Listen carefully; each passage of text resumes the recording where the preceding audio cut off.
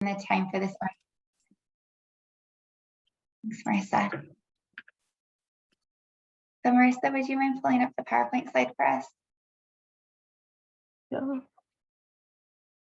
There we go. All right. So again, thank you all so much for volunteering your time and expertise to help the Community Foundation make informed investments in our community.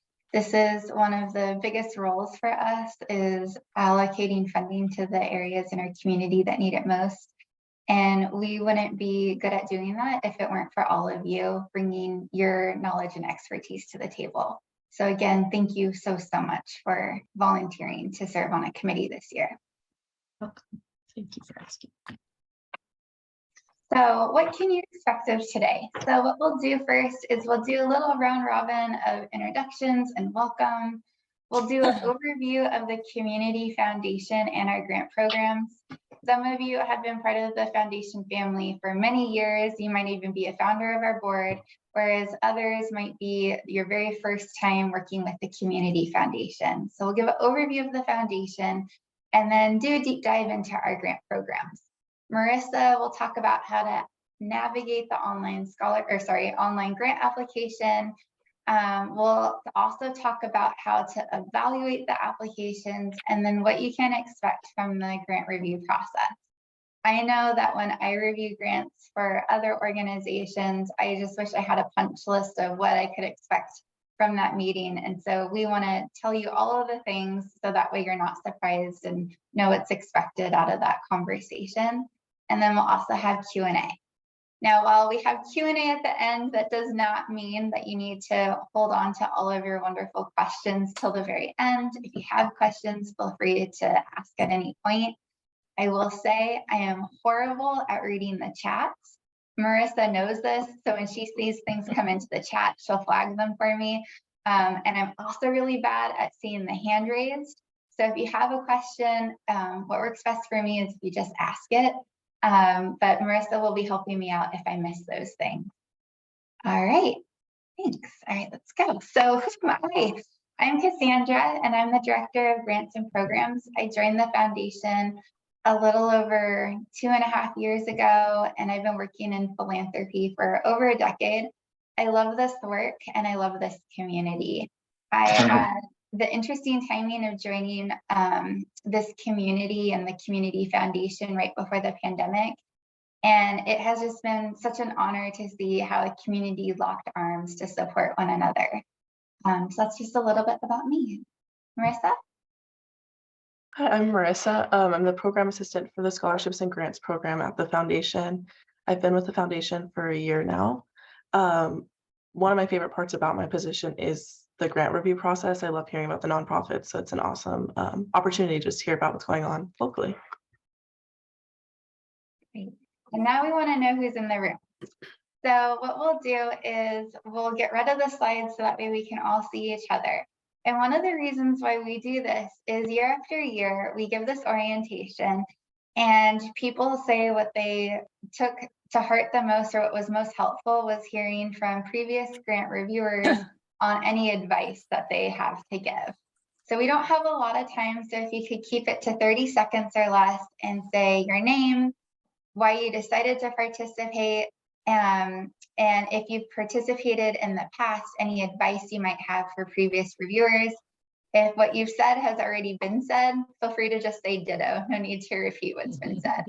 So because we're in a Zoom room, I'm going to call on people so that way we don't all start trying to talk at the same time and have those wonderful awkward moments. So I'll call on Kay first. Hi, I'm Kay Miller. I've been a volunteer with the Community Foundation for a long time, over 10 years.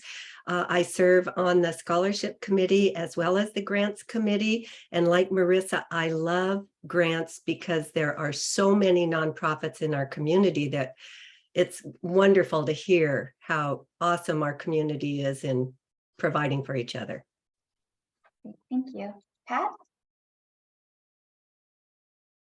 Good morning. I'm Pat Hosgood Martin. I am actually on our board, the Community Foundation Board of Directors, and I'm the chair of the grant making committee.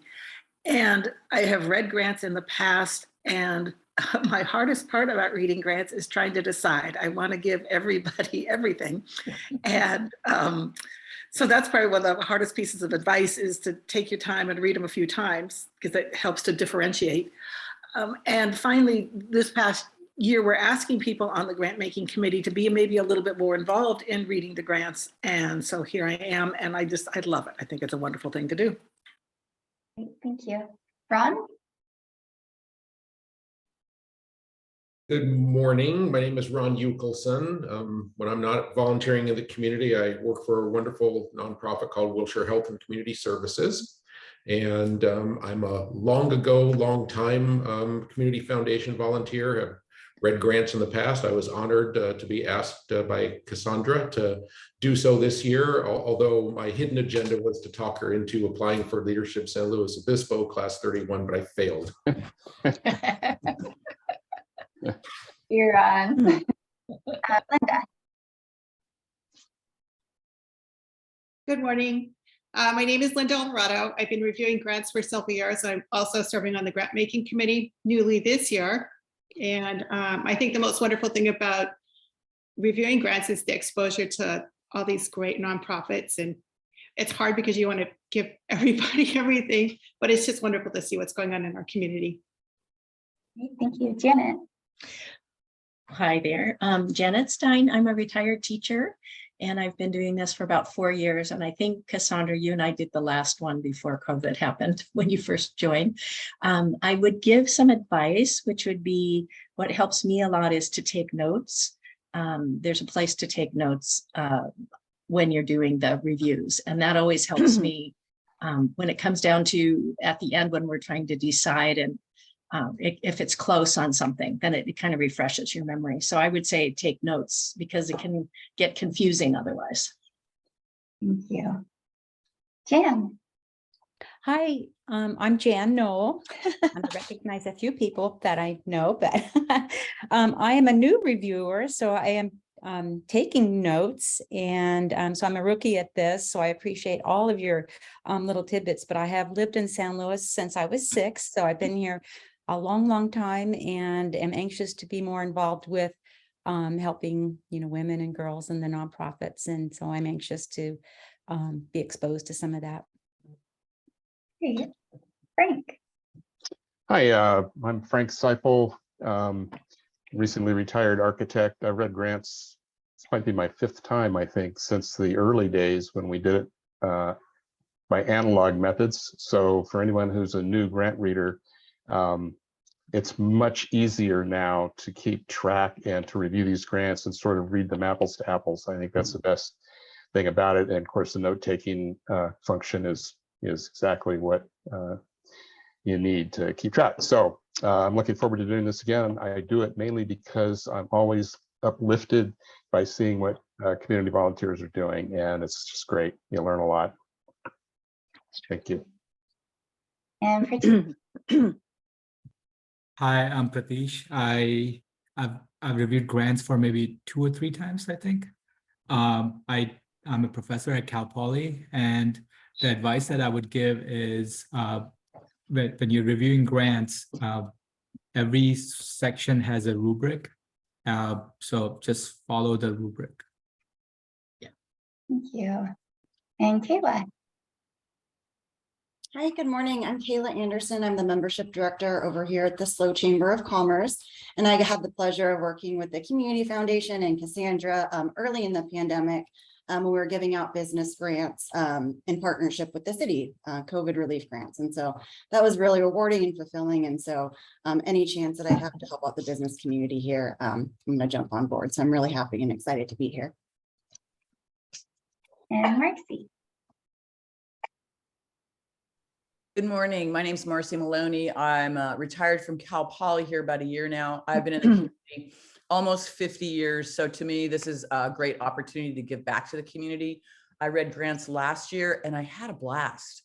I was actually blown away at how many grants there were, but I think the best part is amazing to see how many nonprofits there are out there and to be part of giving that money back.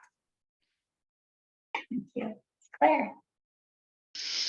Hi, good morning, everyone. My name is Claire Herman, and I am from SLO Public Health, the Policy Evaluation and Planning Unit.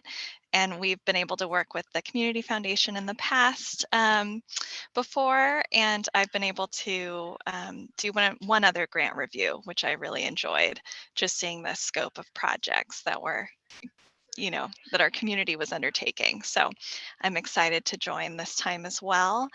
And I guess my advice would just be maybe skim all of the applications initially, just to see kind of a general summary of what all the options are before you do a complete review. And Michelle. Hi, I'm Shelley Higginbotham. I haven't figured out how to change my first name on these Zoom things, so it's my alter ego. Former mayor of Pismo Beach. I sit on a couple committees for the Community Foundation. I've read grants a number of years, and I can't add any more advice. I think all the advice that's been given is perfect. So I look forward to working with all of you. And Scott. Hi, everyone. I'm Scott Collins, City Manager for Morro Bay. I don't think I've ever done this with the Community Foundation here, but I've done so in my previous life in Santa Cruz, as well as the United Way, in reviewing grants. And while I was there, the city had a robust grant program, and I was in charge of overseeing that process. And we do a little bit of that here in Morro Bay as well. So I look forward to participating in a regional wide effort. And yeah, I just think, just take your time with the applications. I know a lot of people put their heart and soul into those and what they submit. So just honor that and give it the time you can. I'm telling this more to myself, so I don't rush through it. There's plenty of time, yeah. Liz. Hello, I did some grant reading before COVID. I found it such a joyous thing to be able to take money and give it to good causes. And it's so inspirational how many nonprofits we have, but also I was inspired by the people who actually give money. And so it was really fun to do that. What I do is I go through and I do a rubric, and then I go through again and just kind of make sure that my scores are lining up overall with what I think place-wise, first, second, third, it should be, because sometimes you can get caught up on scoring individual things and it doesn't really match up with your overall assessment. So I like that advice about going through the applications a couple of times. Thank you. And Heather.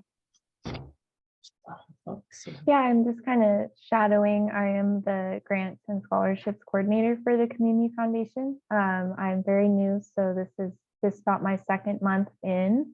It's great to just see all of your faces and get to learn the process of the grant committee and how the scoring works. So happy to be here. Thank you. And I think I covered everyone. Did I miss anyone? No. Okay, we did it. All right, Marissa, would you mind pulling up the PowerPoint again?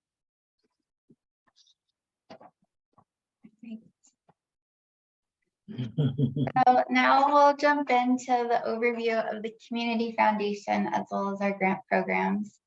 So for those of you that this is your first time working with the Community Foundation was established next year will be 25 years. We're going to be celebrating our 25th anniversary. And since inception, we've awarded over $40 million to our community, and we have over $60 million in assets under management.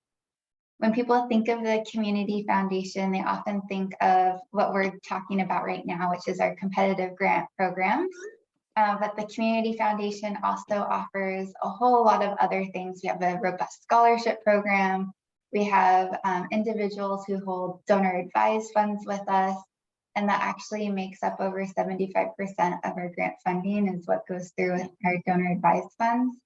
And then we're also doing a lot of community work, which was mentioned a little bit earlier by Kayla, with partnering with different community entities and throughout the region to help strengthen our community here.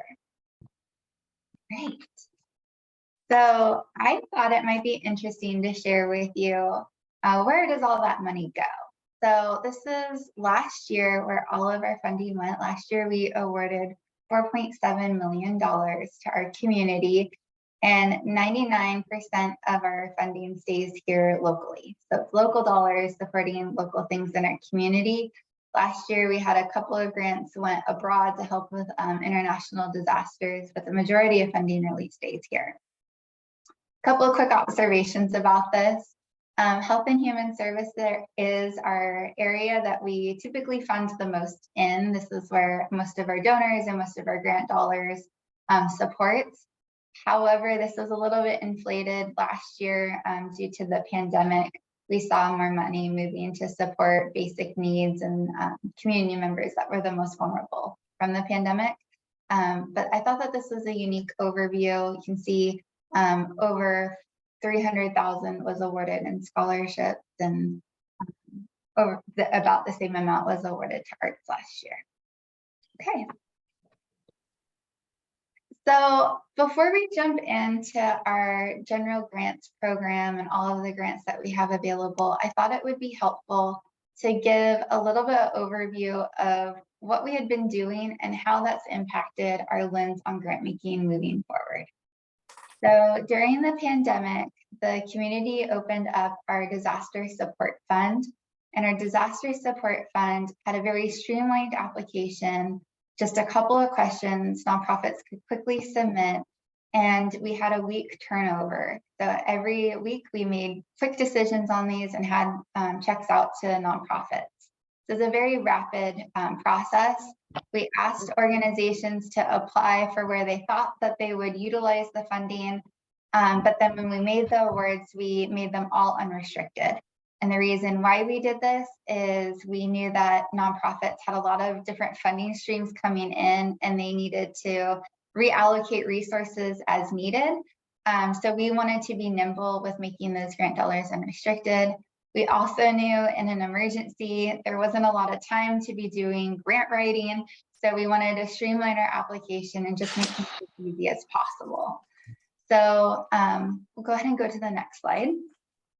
So after 2 years of doing disaster support funding, we asked our reviewers, we asked our grant making committee, which is a subcommittee of our board that Pat had mentioned a little bit earlier, to help us take stock of what had happened. So the grant making committee ultimately coalesced all of those different ideas into a white paper, which is leading us to the new direction for our grant program. So we wanted to make sure that we stayed true to keeping things simple for organizations. We wanted to also make sure that we continue to do general operating support or unrestricted money wherever possible. Because overall, there was a paradigm shift within how we had traditionally done funding, which is really trusting the organizations that we're supporting.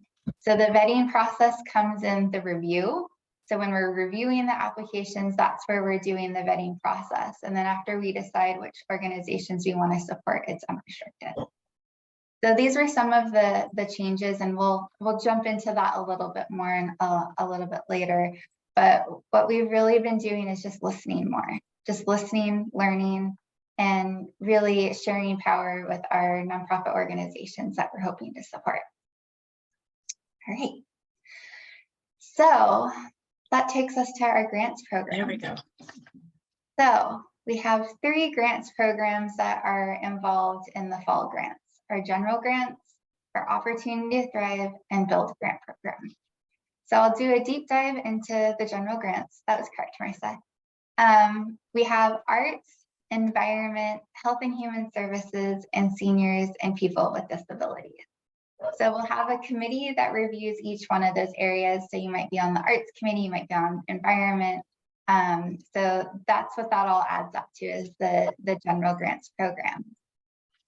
And those new changes are impacted here. So all of the general grants, the environment, arts, human services, and people with disabilities, all of those grants are going to be unrestricted.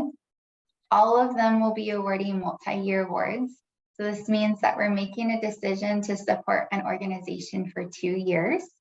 So if, for example, an organization applied for $20,000, they have the ability to receive $10,000 in year 1 and $10,000 in year 2. And the reason why we've switched to multi-year awards is because we learned from the nonprofits how difficult it was having to go back to the well each year. And it makes it really difficult for nonprofits to do multi-year planning, not knowing if funding will be there the next year.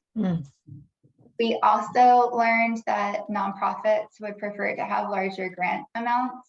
They know that when we award larger grant amounts, that also means that we're awarding less nonprofits, but they're hoping to have larger, more impactful grants.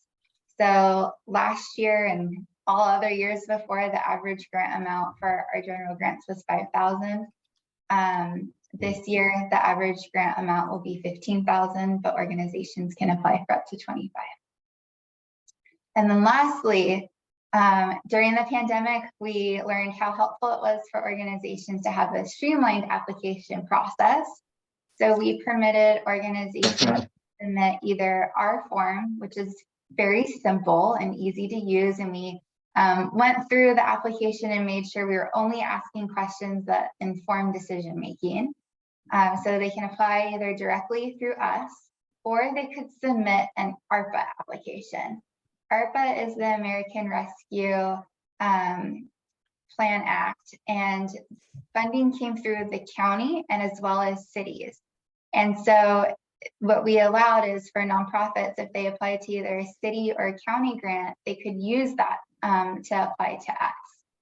And the ARPA grant applications are going to ask far more questions than we ever would, so they're quite a bit more thorough. But again, it was making space for the nonprofits because there's just so many grant applications becoming available right now. We wanted to permit them to upload an application that they already have. So those are some of the new changes for the general grants program. But again, this impacts the grants for environment, seniors and people with disabilities, health and human services, and art. So that's those ones. So if you're on those committees, that's what this applies to. But now we have 2 other grant programs. So we also have the Opportunity to Thrive. The Opportunity to Thrive is a really unique opportunity for nonprofits who have emergency assistance programs. So we grant funding to nonprofits who have an emergency assistance program where they give money to individuals who need help with a one-time need. So it's like if I were an individual and I got a flat tire on my car, because I have a flat tire now, I can't get to work and now I can't get that paycheck, that ripple effect. This is what Opportunity to Thrive is for, is to be able to help people with that one-time hurdle. So we invest in organizations that have a hardship assistance fund to redistribute that funding out to individuals who need it. The maximum award amount for this is $10,000. Round number. And then we also have the Build Grants program. And the Build Grants program came about because many years ago, the foundation invested in an assessment of our nonprofits. So there was a rumor that we have thousands and thousands of nonprofits in our community. We have the most nonprofits in all of California. And so our staff wanted to take a look at that and see what was going on. And what happened is we learned that, yes, we do have a lot of nonprofits. However, a very large percent of those nonprofits are inactive. Of those nonprofits that are active, the majority of them are smaller. And we were seeing that there was a delta between where our funding was going and support for the smaller organizations. There wasn't a lot of support for smaller organizations. So what we wanted to do is carve out a whole grant program to support smaller organizations with capacity building. So when you're a smaller organization, there's just some general things that are a little bit more difficult to get funds for. Things like software updates, strategic planning, all of those things that really help catapult nonprofits to that next level. So we created the Build Grant program to be able to support nonprofits with those type of things. The maximum grant amount for these are $5,000. Interestingly, when I have conversations with nonprofits and I ask, What was the grant that you received from the foundation that had the biggest impact? Almost all of them say the Build Grant program. Yeah. All right, next slide. So before we go any further, are there any questions about any of the things that we've shared so far? I have a quick question. Yes. So I know that in general, I agree that with the simplified grant making process, I'm just trying to understand the negative implications of it. Could you just expand on that? Because clearly we are trading pros and cons. Sure. Well, I will say that this is a new foray for the Community Foundation to permit organizations to submit a different application to us. So I would say that the con for all of you is those county and city grants are a lot longer than our grant application. So it's going to take more time to weed through it. There's going to be some information that might not be as relevant. So I would say for nonprofits, that was the pro for them, is that they could utilize application that already existed. For all of you that are reviewing those grants, that's just more time for you to weed through that. So it's just a lot more reading to do. I think what will be interesting is after we come up with all of our grant making decisions, I'll be taking a look, and Marissa will be helping me with this, is was there any difference in success rates for organizations that submitted an application to us directly or uploaded one that they had submitted elsewhere?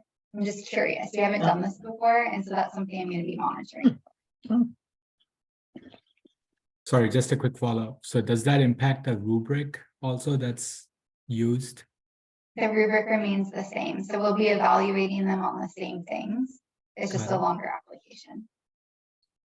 Great questions. Thank you. Okay, I have a question. Yes. On the people that will receive the multi-year grants, so they receive money in year one, can they reapply for another grant in year two, or does that supersede that? Great question. So for the general grants program, it's a 2-year grant, and so they cannot go back in year 2 for additional funding. They could apply for different grants throughout the Community Foundation, but they can't go back, because otherwise what would happen is they'd have 2-year funding in 1 year. So, and we can't permit that. Okay, fabulous questions. All right, let's go ahead and move on. So now we're going to jump into how to navigate the online portal. Shortly after this training, we'll make sure to send you guys all the login information. If you're an existing user, you can use your existing credentials, but if you are newer, we'll make sure to get you set up, and we'll also send you a temporary password. We recommend changing it just for security reasons. So we'll make sure to follow up this training with that email. So once you log in, the first thing you'll see is your dashboard. This is super helpful. Community Force can be a little tricky with the backspace button. It prefers if you use these tabs to bounce back and forth. So your dashboard has 3 separate tabs. There's the search button, which allows you to search for all open grants. My applications, which is all the applications or the grants you've applied for, if applicable. And then my review applications, which is where we'll be spending all of our time, lists all the grant applications that have been assigned to you. So once you are in your My Review Applications tab, it'll bring you to the page seen here. And this will list all the grant programs that you're assigned to. So if you're reviewing for the Build grant, you'll see it right here, and you'll just go ahead and click on that blue link to bring you to all the applications or all the programs that apply to that application. So then, as Cassandra said, there's a little bit of a difference between organizations that have applied through our application and then ones that are uploading one.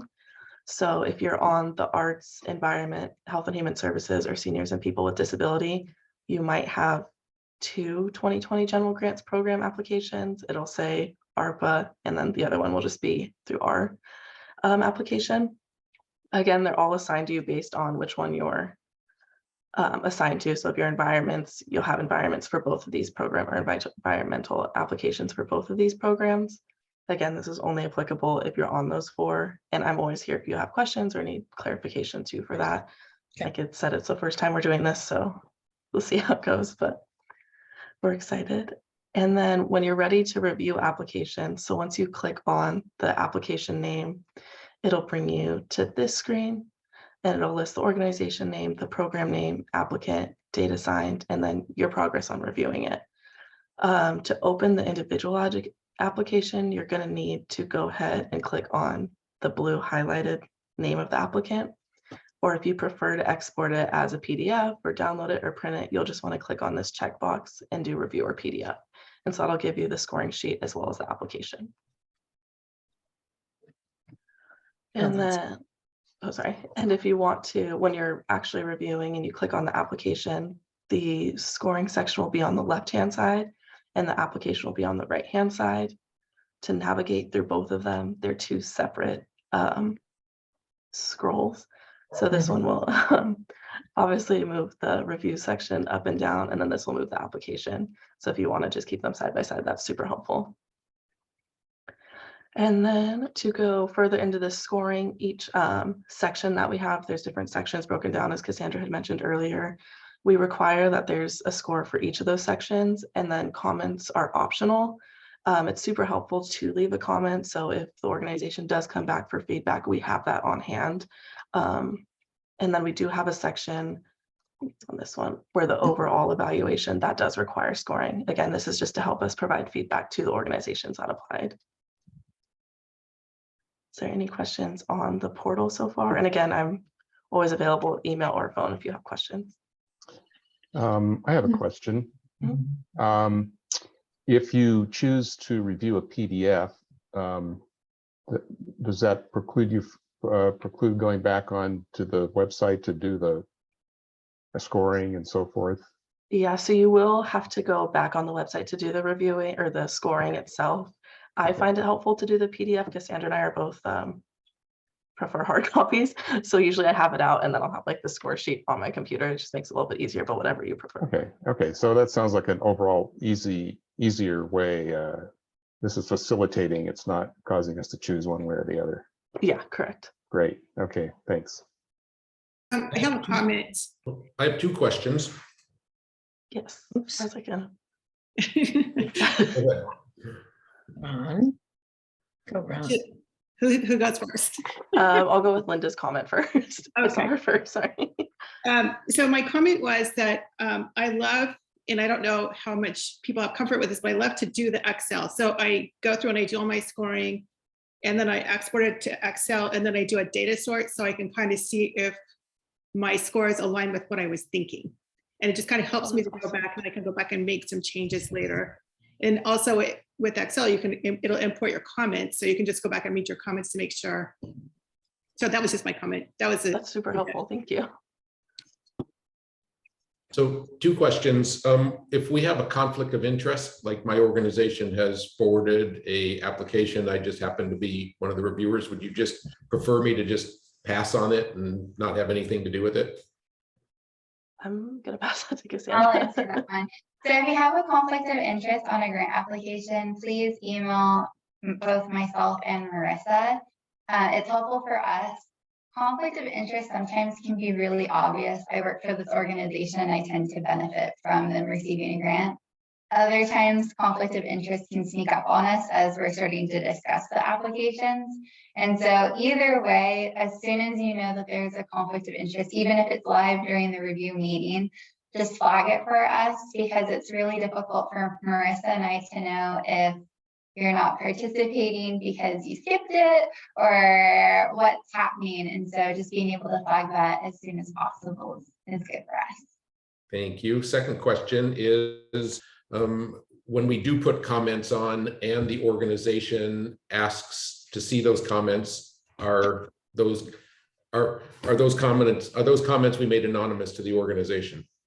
Absolutely. Your participation on the grant review committee is also anonymous. So what we'll do is at the end of the year, we publish all of our volunteers. It doesn't associate which grant review committee you participated on. So if you want to say around that you participated on XYZ committee, you're more than welcome to do that. We don't share that information because we don't want anybody being cornered in the grocery store being asked, why didn't you fund my application? So what we do when we receive that feedback is we pull all of the committee members' feedback, and then we coalesce it and try and make it sound a little bit more diplomatic than what you might put as your quick notes. So we'll do our translating for you, so you don't have to worry about tone or anything like that. Thank you. And I have a comment too. This is Kay. I've done the grants before too, and I find it helpful, as Linda said, to create my own Excel spreadsheet. And you will be able to go back and forth through these applications many times. So at the end, when you make your decisions, you can change your comments. You know, you can make it however you want it, but you'll have lots of opportunities to go back and forth as you're scoring, changing, and that. So, and ranking them as you scan and read. I think Liz Ruth mentioned that too. If you, while you're reading it, you rank them, and then when you're getting ready, you can see if that matches your scores. Right. Awesome. Well, thank you for all the comments and questions. The comments were Is super there, helpful too. Marissa, I have a question. Is there a final time when the final scores, numbers, etc., need to be submitted, or is that just at the end of when we've done our individual review? What's the time frame when you push the button that says, "Okay, this is my final number," and that's it? Yes, we do have. Oh, sorry. If it's okay, Marissa, if I take Yeah, that that's one, we perfect. changed it a little bit this year, and we'll be talking about that in a couple of minutes. Is we're going to be asking all reviewers to submit their scores by 9 a.m. the day before the review committee takes place. And the reason why we're asking for that type of leeway is we won't have time during the committee meetings to discuss all of the applications that have been submitted to us. And so what we want to do is help code them so that way we can get the best use of our time. So if we receive everybody's scores, we can send those out before the committee meeting.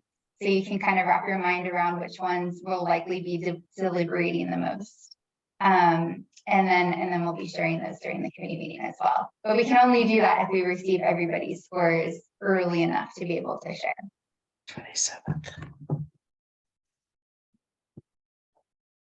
Great questions. All right. Okay, so next up, we'll be talking about how to evaluate the applications. So go ahead and go to the next slide. So there are some categories that the foundation uses to help us whittle down which organizations are most competitive. So the first thing that we look for is fit. And this is really, does the application meet the funding priorities of what it is that we're seeking to support? So for example, we have an environment grant round. If we receive a grant round that's more direct assistance to individuals, that's not a very good fit for the environment. So that's like the very first, it's kind of weird to say ask, but that's the very first cut is, does it meet those funding parameters? If it doesn't meet the funding parameters, you can really score everything else very low because that's essentially the very first. The next thing that we are going to be taking a look at is the organization. And so for all of our grant applications, we're going to be taking a lens at, does the organization have the expertise, the staffing, the leadership in order to carry out whatever it is that they're seeking to carry out? So we'll be taking a deep look at that. The third piece that we'll be taking a look at is need. If you ever decide to get curious about the Community Foundation and spend time on our website and you look at our strategic plan, one of the most common threads in our strategic plan is in utilizing data to inform decision making. So this is a really important tool for us when we're evaluating applications is, what does the data say the need is in our community, and how is us funding this going to help lift up those community needs? So we really take a look at that. The next component that we're taking a look at is effectiveness and results. So what is the likelihood of success? So one way of looking at this is, you know, what in the application, within the organization, within the budget, adds up to thinking that this is going to be something that's successful? What is the track record? Who's at the table that makes you feel like this would be successful? And the second component of that is one might feel successful, but how do you measure that? How do you track that? So what does the evaluation plan look like? So for example, if I was giving a direct service, am I soliciting surveys from the people that are receiving that good or service? What type of evaluation is in that program? The next component is budget. And there's really two different ways of looking at this, whether it's general operating support grants or if it's a project grant, which is our build and opportunity to thrive. But really what we're looking for the project grants is it realistic and reasonable? And for both general operating support grants as well as our project grants, we're looking to see like what is the organization seeking to do and how are our grant dollars going to help add capacity to whatever it is that they're seeking to do. One of the things that was really great during the pandemic was the level of collaboration that we saw within the nonprofit community. This has been something that has always been really important to the Community Foundation, is seeing resource coordination, seeing people come together. So for example, with Opportunity to Thrive, that's direct aid to individuals. If they're also partnering with other nonprofits to ensure, okay, you got a flat tire, but did you know you qualified for CalFresh? Different things like that. So what does that coordination look like? It's a really interesting lens to take at the application. And then we also have this area called overall evaluation, which is bonus points. So this is, maybe an organization that you really like, you can assign 5 extra points to them. This can be something if you're like going back and forth and you're ranking between 2 organizations and you wanted to add just one more bump, this is the area that you can do that. All of these different areas all have up to 5 points that you can give. So an organization that scores 5 points in each area is extremely rare, but 5 points is really high, 1 is very low. So that's just something to take into consideration. We do utilize the points to help facilitate our discussion. So similar to some of the comments by Kay and by Linda, just make sure that at the end of the day, your scoring reflects the organizations that you're the most interested in supporting. Now I want to layer on something else for additional considerations. Yes, next slide. For the general grants program. So this is, again, this fits into the organizations that have applied for arts, environment, seniors and people with disabilities, and health and human services.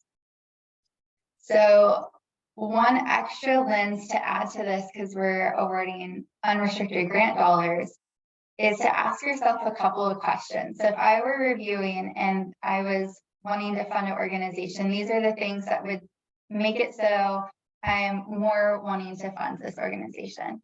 So significant impact on the organization and community served. So this kind of dives into something else, but it also hits on the timeliness of this grant. So we're making a 2-year investment in an organization. I would be really interested in seeing how is this going to leave the organization in a better place? Why is it important right now? Those would be some of the things that I'd be trying to tease out when reading the application. I would be looking for that collaboration. How are these dollars being stretched as far as possible by collaborating with other agencies?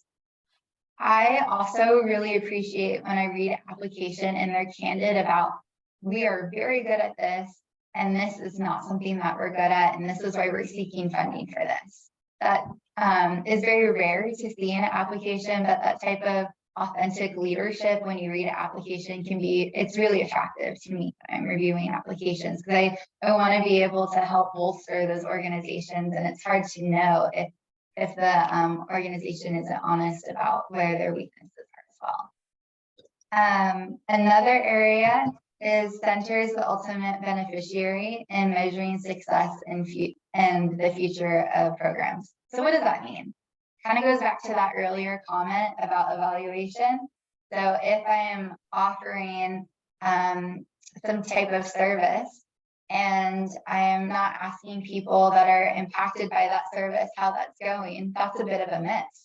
And so centering the ultimate beneficiary is, how do you determine success? Asking the people most closely impacted by that grant if it's successful. Surveys, soliciting information, who's at the decision-making table.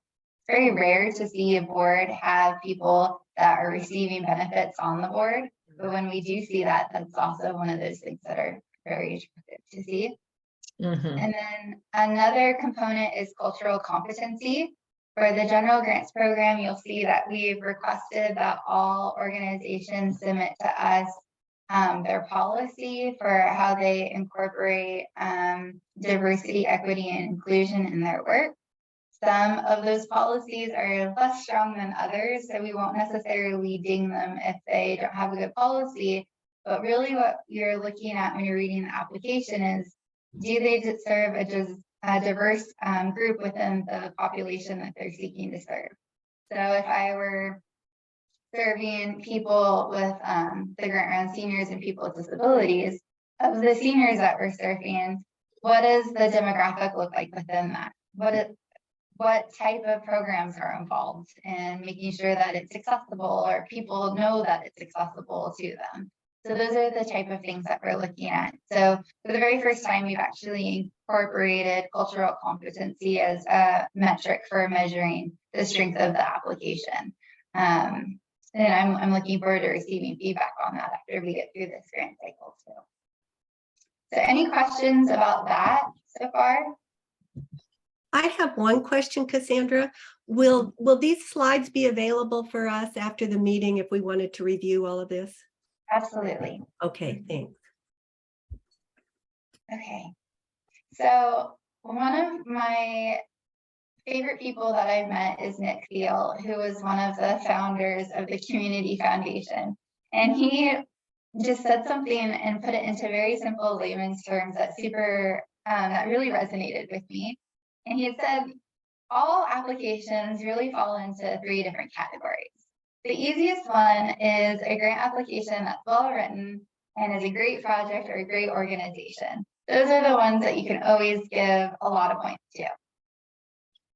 The organization that's the most scary to support is a well-written one, but not a great project or organization. And the ones to look out for are often organizations, especially the smaller ones, aren't necessarily the best at writing applications, but what they're seeking to do is really important. It will really strengthen the community. It's a great project, great organization. So really just keep an eye out for that middle category, that poorly written, great project organization. We are not evaluating grant writers, we're evaluating the work. And so that's just something to take a look at. Those are the ones that often get missed, and I always appreciate it when we have conversations about the ones that fall into that middle category about what they're seeking to do and how important it is. So any other questions before we move on? Okay, we'll go ahead and start on expectations for the evaluation meeting. So my goal here is that you will have no surprises from our committee meeting day. So we'll be meeting similar to right now. We'll be meeting on Zoom. But again, I want you to feel like you have all of the things that you need in order to be able to be successful in supporting the organizations that you're the most excited to get behind. So here's what you can expect.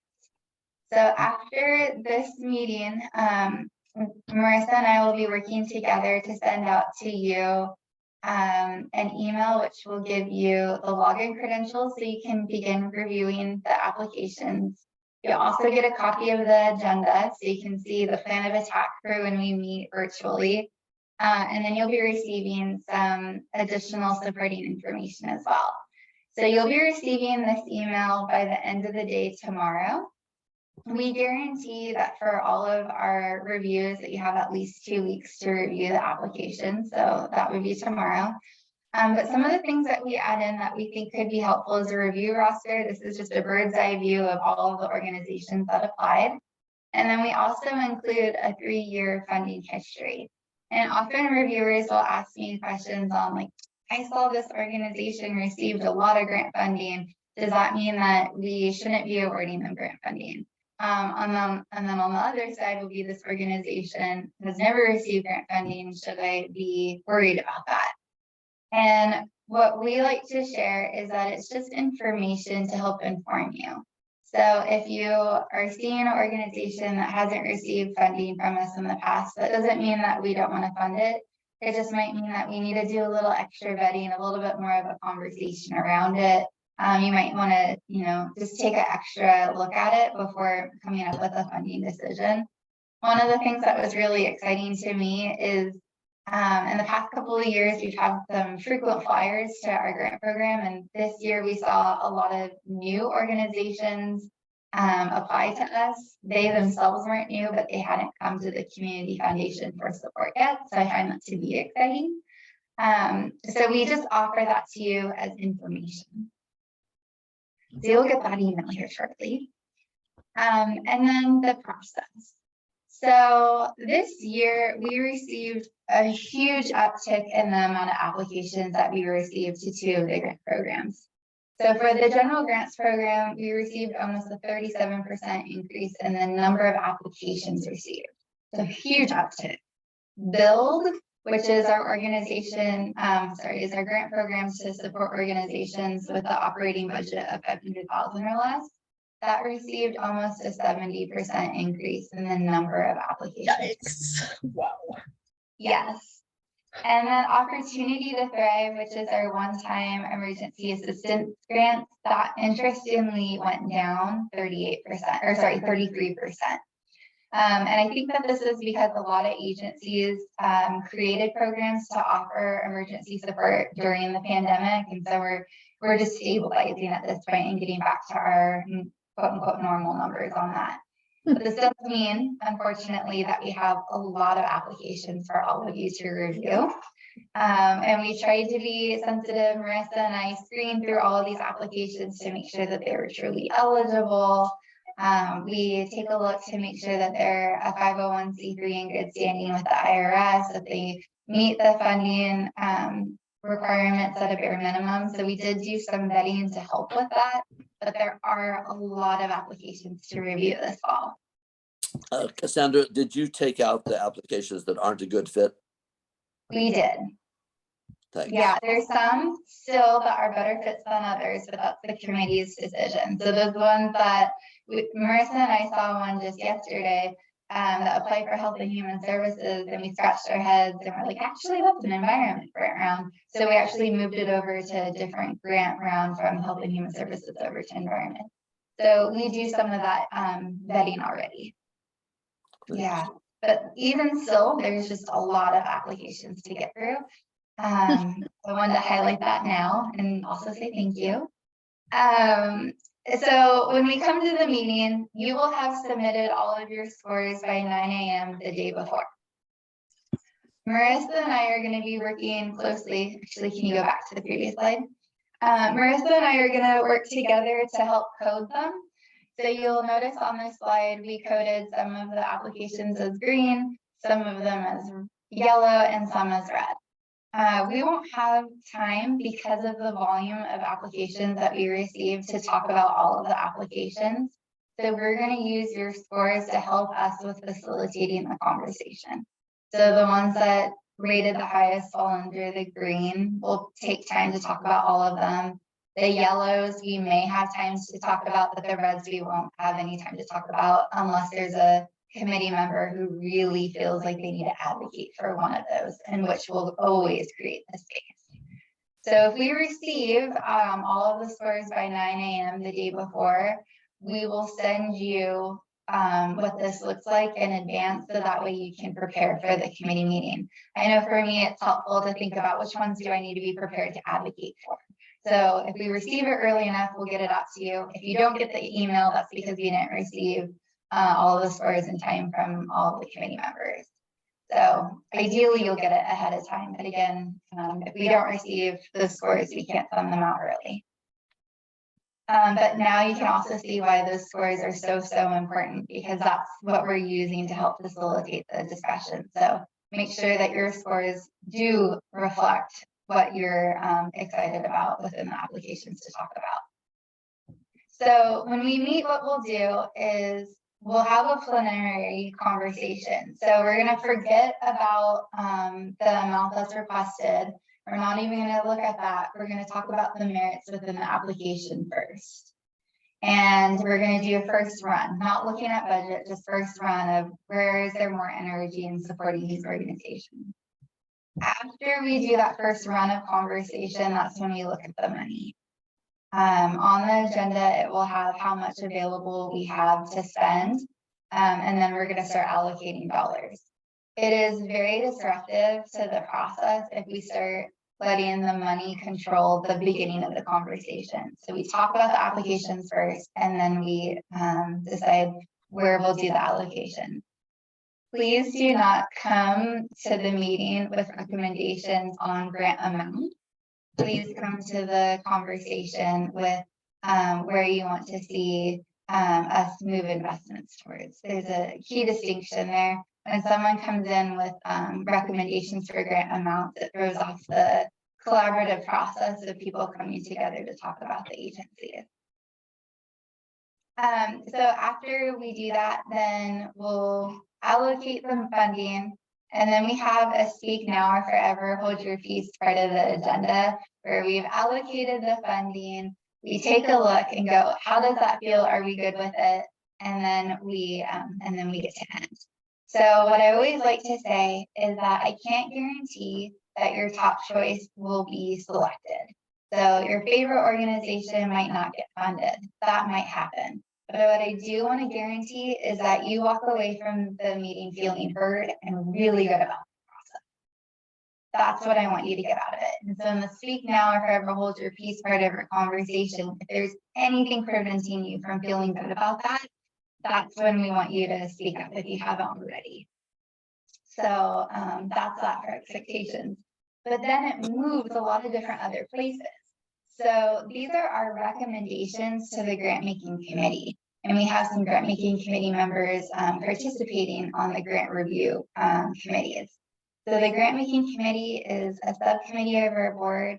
They'll be taking a look at all of our recommendations and then giving them to the board for final approval. I do want to say, and grant making committee members, you're more than welcome to back me up here. The grant making committee really trusts our volunteers. Absolutely. They might every now and then have questions. Maybe there's a new organization, or maybe there's just something that looks interesting to them. But in my history of working at the foundation, I have never seen them not approve what has come to them from a recommendation from one of our review committees. That being said, it isn't approved until our board approves the selection. So all of this stays confidential until our board approves, and then we have time to notify the organization. Grant making committee members, do you have anything you want to add to that? You said it well, Cassandra. Yeah. Nothing to add specifically, but Cassandra, I do have a question. I may have missed it, but how many different people are evaluating each application? Great question. We have 3 people at least evaluating each application. Thanks. I'd just say it's really fun and it's very hard to decide, but it's so uplifting just to read every single one. So even though it's a lot of work, enjoy it. I love that, Kay. Thank you. Cassandra, I have a question. If once you're into the grant reviewing and you have a question that you want to pose to the other reviewers, you know, you have a question or something you don't understand about the grant, how do we direct those questions? You can direct those questions to me. On a very rare occasion, sometimes I'll actually get a hold of the organization and ask for a little bit more background. So that's something that I do do. I think I probably do that maybe once every 2 years. We're really just evaluating the application, but you're more than welcome to send any questions that you have to me. Marissa is your go-to person for all things technology wise. So if you have questions with the portal, something's not opening, she's your person for that. Okay. Great. All right. I'll go ahead and move forward. So again, just want to reiterate, and you'll get Marissa will be sending you kind reminder emails. If we receive the evaluations by 9 a.m. the day before the committee meeting, that will enable us to send you those scores by the afternoon. That will help you prepare. We must receive them by 5 p.m. the day before the meeting. Otherwise, it just puts us in a really bad place for facilitating the conversation. We won't know which ones are raising to the top. So really 9 a.m. is key for us, so that way we can share that information. But 5 p.m., anything after that just puts us in a bit of a pickle. So please keep that in mind. Going back to Janet's question, if you have any burning questions, please feel free to reach out. I always feel a little disheartened when people have questions and we didn't know about it until the committee meeting and someone had a hard time scoring something. So feel free to reach out to us if anything comes up. All right, next slide. And that takes us through. So any other questions or comments before we leave here today?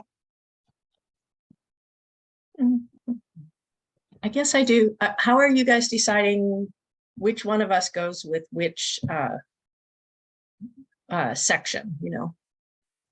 So there's so how we do it is one based off of capacity. So sometimes reviewers will tell us like, I really want to volunteer, but I don't have a lot of capacity to read tons of applications. So sometimes that's what does it.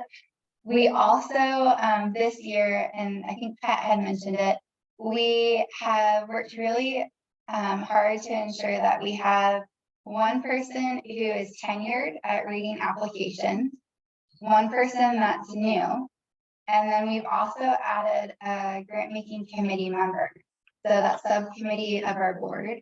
So we're really looking at trying to round out each committee so that way we have different levels of expertise to be able to support it. So we're not necessarily looking by interest area, although in the case of Ron, we were very careful in not putting him on seniors and people with disabilities because he works for a seniors and disabilities organization. So sometimes we'll take that into consideration as well.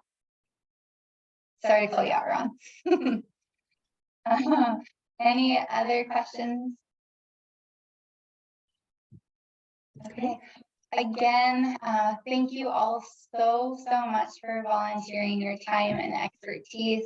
I hope that you enjoy reading the applications, as Kay said. I always learn so much about our community and the wonderful things that are going on, and I really hope that you enjoy the process. And please do not hesitate to reach out if you have any questions. And again, thank you so much. Thank you. Thank you. You're welcome. Thank you. Thank you. Thank you. Thank you. That was great, Cassandra. Thank you. Thank you.